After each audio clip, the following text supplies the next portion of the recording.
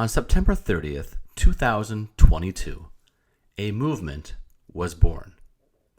It was late on a Friday night, and the Card Ladder team of Josh Johnson, Chris McGill, and Christina Thorson were about an hour into their weekly sports card podcast, The Crossover. A regular listener, John, aka Pack Nicholson on Instagram, was at a wedding. But that did not stop him from briefly popping into the Crossover's live chat. The question he asked was so good that Josh, usually the passenger as Chris reads questions, jumped in to make sure Pack's question was next. Yeah. I'm going to throw you a curveball. Pack Nicholson just joined the chat, and his question was fucking amazing. Yeah, let's go. And he's at a wedding. He says he's at a wedding listening to the Crossover. So hopefully he's still here. Go to his question right now. Let's make this pay off. Why are you hanging out at the wedding, man? You need to get back to the hotel room, bro, and tune in to the Crossover. All right, let's go. Pack Nicholson with the question of the day. What do you call it when you put in a bid that's so high that your bid is guaranteed to win, such as a $100 bid on a $2 card? I've been going with unbeatable bid, but curious what you two would call it. Also, what do you do when your unbeatable bid gets beat? I generally panic and start smashing the eBay suggested bids, but wonder what kind of self-control you have. It's just, I love this question because it's like, I feel like I think about it the exact same way, and especially that last part when like you get outbid and you don't have time to like type it out. You don't have time to like rationally think about typing a real number that's higher than the current bid. You just gotta like, eBay probably knows, just fucking hit the button. Come on. That night, Josh and Pack teamed up to assign a single word to an action that many sports card hobbyists know all too well.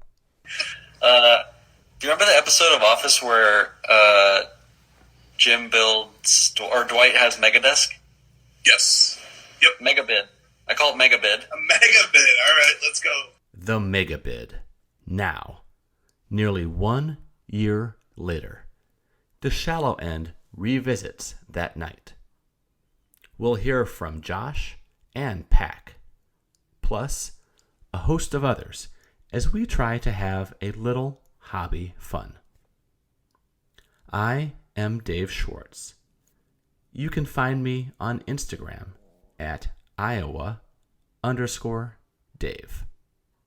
And welcome to a celebration of the Megabid.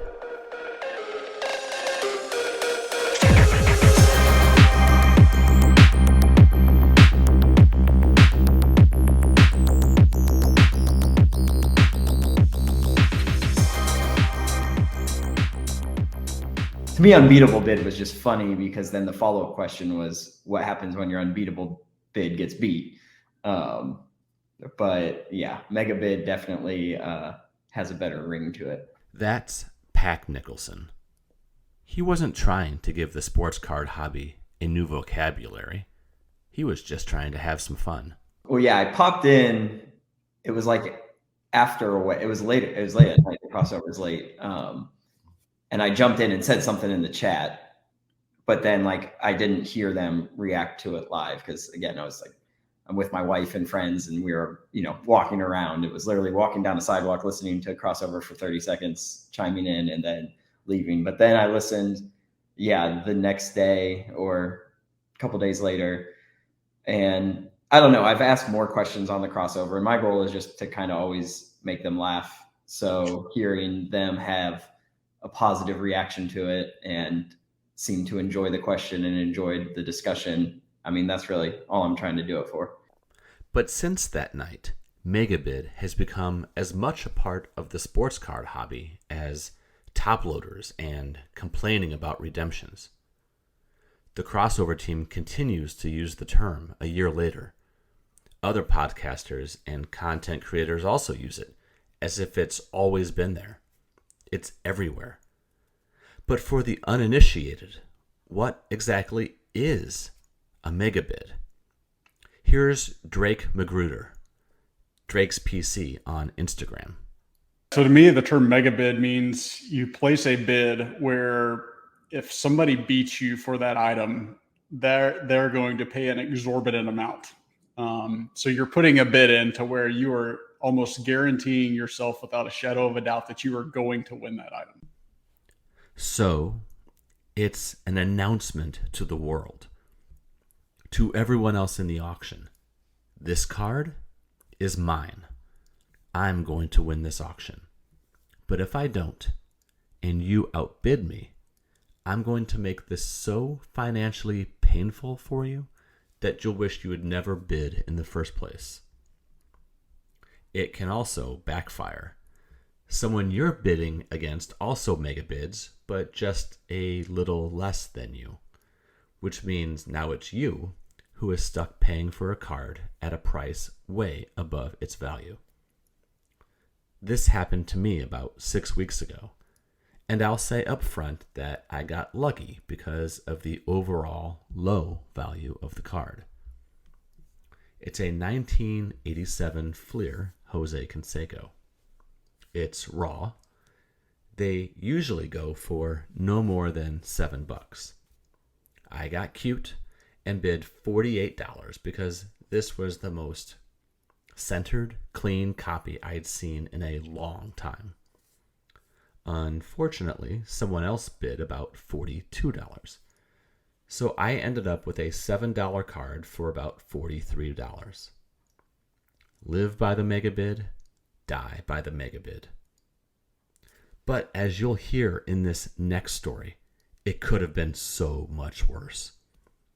Jeremy Lee, host of Sports Cards Live, lost out on a card years ago because of someone else's megabid.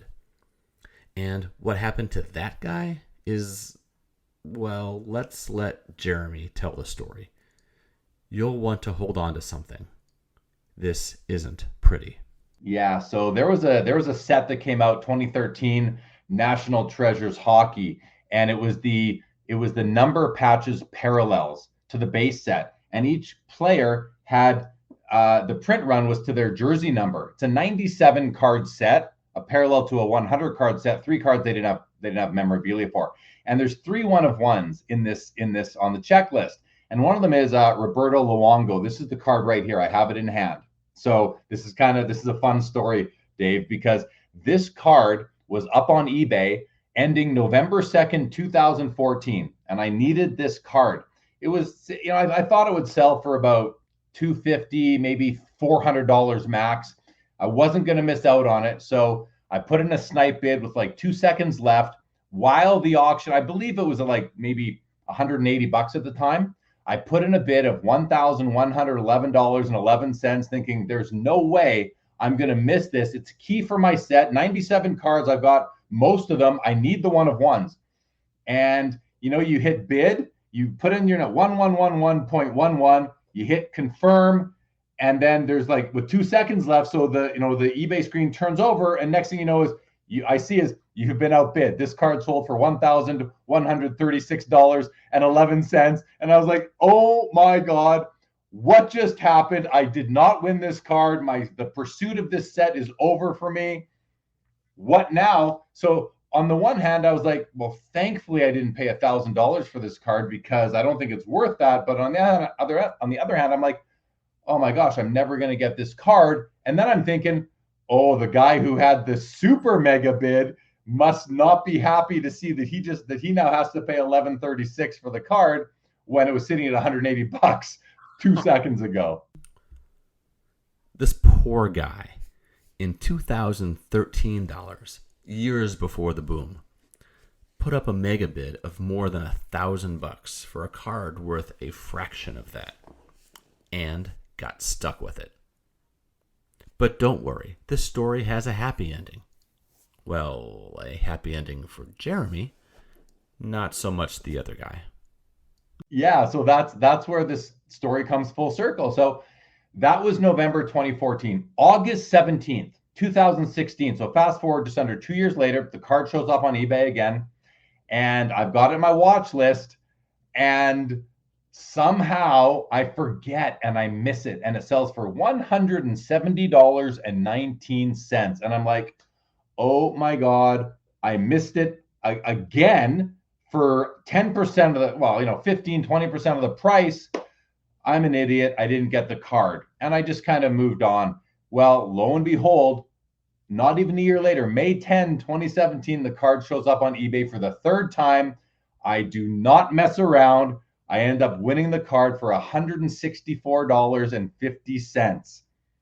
I mean, 15% of my Megabid of 3 years earlier, and I have it in hand right here now, and I'm very happy about that. The Megabid itself isn't new. It's only the terminology that's new. It took a show like The Crossover to launch it. If you've listened to an episode, you know it's the show that everyone from hardcore collectors to hobby newbies to alleged influencers listen to. The audience list is a virtual who's who of the hobby. There's also a certain arrogance to the Megabid, or perhaps just a cockiness, because you have to believe that you deserve that card. It belongs to you. The value of Pack asking the question on the crossover and Josh answering it on the crossover cannot be overstated. It was the perfect place to launch the perfect name for a long-standing hobby tradition. All it needed up until that point was a label, and Pack and Josh gave it one. Here's Josh. I think this one sticks because it's like a nice, bite-sized term. It kind of like rolls off the tongue, and I know maybe I should have given the caveat that night that like I'm not responsible for any future potential mega bids where you actually do pay the full price. I think the intent of it was like, yeah, you probably won't have to pay this price, and you'll probably win, like 95% chance you're just going to win it at the normal price. But you better at least make sure that mega bid is something that if worst case scenario, you would still have to pay it. So it's not so much that you're just like, okay, now I'm not even going to pay this. You have to actually still pay it. If there's one consensus on mega bidding, it's that the mega bid doesn't apply to all auction situations. Marty at signed 1933 Gaudi, for example, says he mostly only uses a megabid when he finds a scarce card that is necessary to complete a project he's working on. Kevin Cormier, who is Kevin.m.Cormier, echoes Marty's sentiment. The potential downside of a megabid just isn't worth it if you're bidding on a card that isn't rare. In those cases, just wait a day or an hour, and the card you missed out on will probably pop up again. Here, let's let Kevin elaborate. I think it does come down to like the card and its availability and how often it shows up. Because I actually talked myself out of a mega bid yesterday. Was it yesterday? Yeah, it was yesterday. It was the middle of the afternoon. It was a Sidney Crosby rookie. And I have one on a watch list on my slab. So I know if I want to go buy it now, I can go buy it for this. So that would stop me from mega bidding over what that buy it now would be, right? So, I think it's listed at $625. So if I put an $800 mega bid, then that's dumb because I could have just gone and bought it if I really wanted to pay that much. So I would say, look around, see if it's available other places. You can temper a mega bid with that sort of ceiling, right? It's like if it came down to it and I won this mega bid and I'm paying it, am I overpaying for something that's actually available, not theoretically available? So I think you get caught up in bidding wars. And I remember I had a card listed on my slabs and I was watching the PWCC auction one night and somebody bid over what mine is listed for. And I'm taking offers, but they could have just hit my buy it now, but they paid more for it on PWCC because they probably got in like to the emotion of it. And it's like, step back, look at your other options, look at your other avenues. If it's because it's not a rare card, it's a green prism Jason Tatum, like they're out there. So I would reserve Megabids for like, all right, I haven't seen this card in months. I probably won't see this card for months. Like this is when I can go in on it. But if it's something that you just really want, but is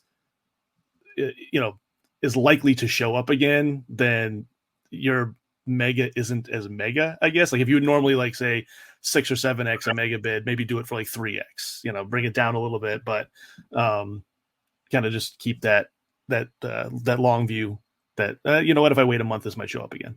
Here's Drake again. He talks about the Megabid almost as an obligation one has to their PC. When the right kind of card pops up, it's go time. Sure, yeah, it's got to be a one of one. It's got to be something that you just don't see all the time, where you just have to sit there and go, I'm going to win this card, and maybe it's a out of 10 PSA 10 or something, and it's a pop one, and you look at the pop report and there's 10 cards that it's numbered out of 10, and maybe like 9 of them are graded, and it's the only 10, and you're going, man, if I don't, if I really want this card in a Gem Mint PSA 10. I've really got to go get this card right now.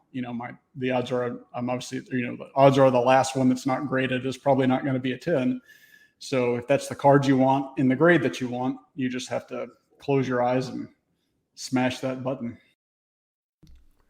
Now I'd like you to really listen to Marty's story. Listen to how he communicates the inevitability of the transaction, the certainty, the strategy. The Megabid is a power move. It's a bet that your will and your wallet are superior to others in the hobby. I believe there's also a prerequisite for entitlement.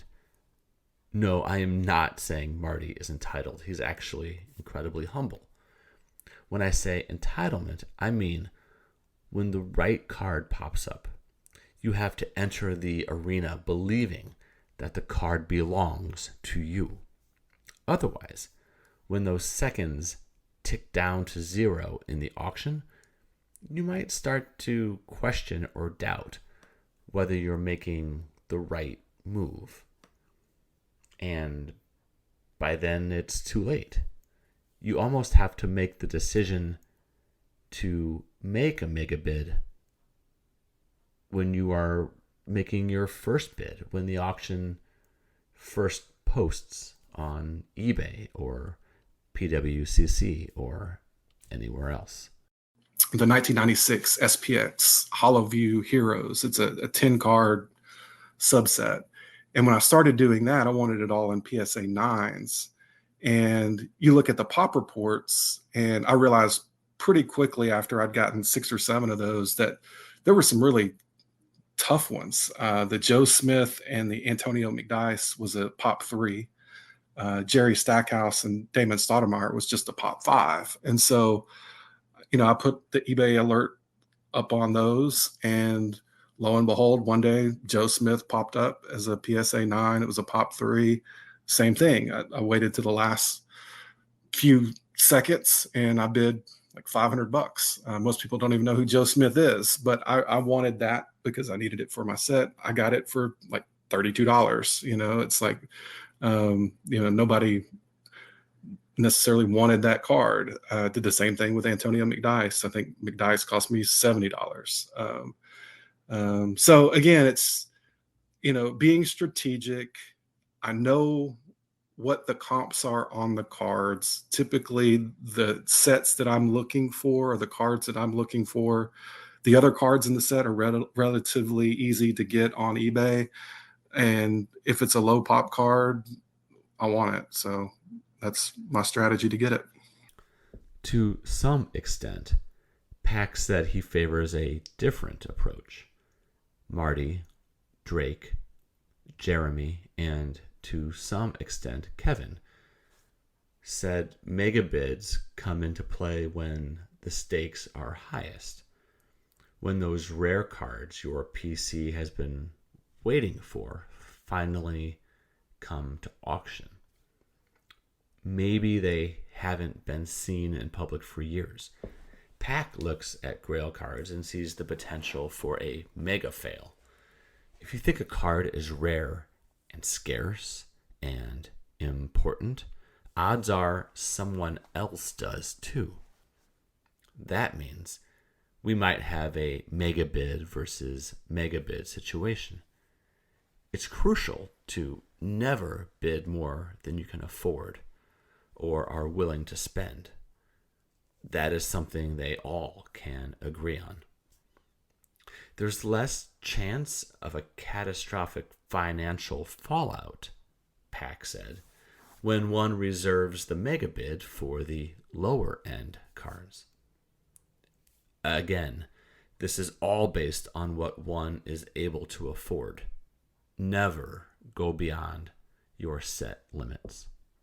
The beauty to me of the megabid is it's only reserved for a certain type of card. Like at that time, I was very into $5-10 cards, like random Bears players, golds that I could generally, like, I know this card's going to go for $5. I don't care about putting in a $50 bid just to know that I'm getting it. Like, you got to megabid responsibly. You can't be throwing around megabids on, some of these big grail cards. Pack said his tastes, the types of cards he's chasing, have increased in value over the last year since he asked this question on the crossover. Still, megabidding for a grail comes with its potential potholes. Heck, even megabidding for a lower end card comes with downsides, depending on how it turns out. No matter one's budget or hobby aspirations, you have to prepare for the worst. That could mean losing a card you desperately want, but it also could be winning a card that you want, but at a price far higher than you budgeted for. It can affect more than just yourself. If you're going to megabid, you have to be ready to pay, even if it's more than you expected. Jeremy called it an, quote, ethical obligation. Then there's the need to think of others. Megabids don't just give a collector a better chance to get their cards. They also might provide a nice little windfall for the seller. Consider Kevin's situation with a card he sold a while back. Back in 2005, I was ripping a ton of hockey with the Crosby Ovechkin year, and I ripped a case of Upper Deck Artifacts, and it didn't do very well on it. I was like, all right, I'm gonna get hurt on this, and even that's back in those wax prices.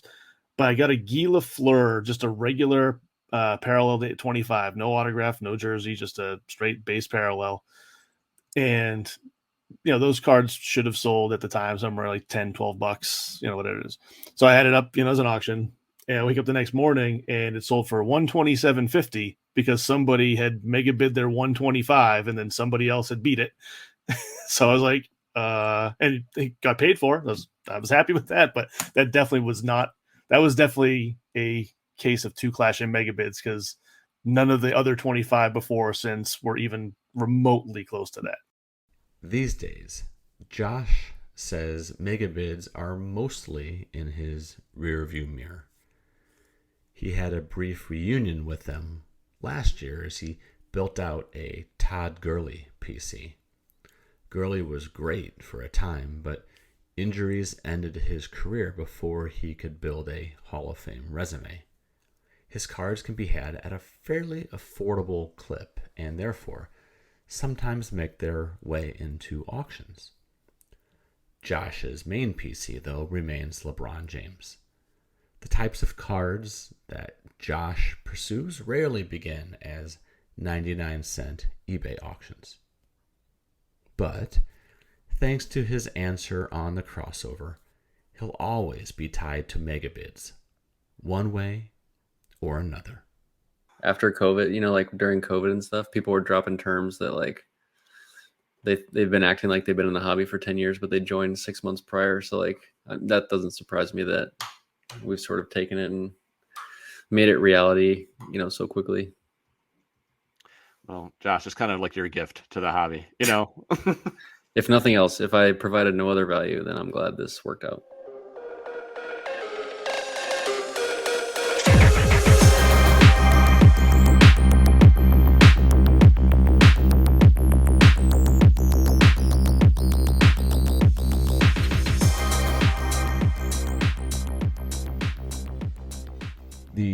Low End is a Wolfpack Network podcast.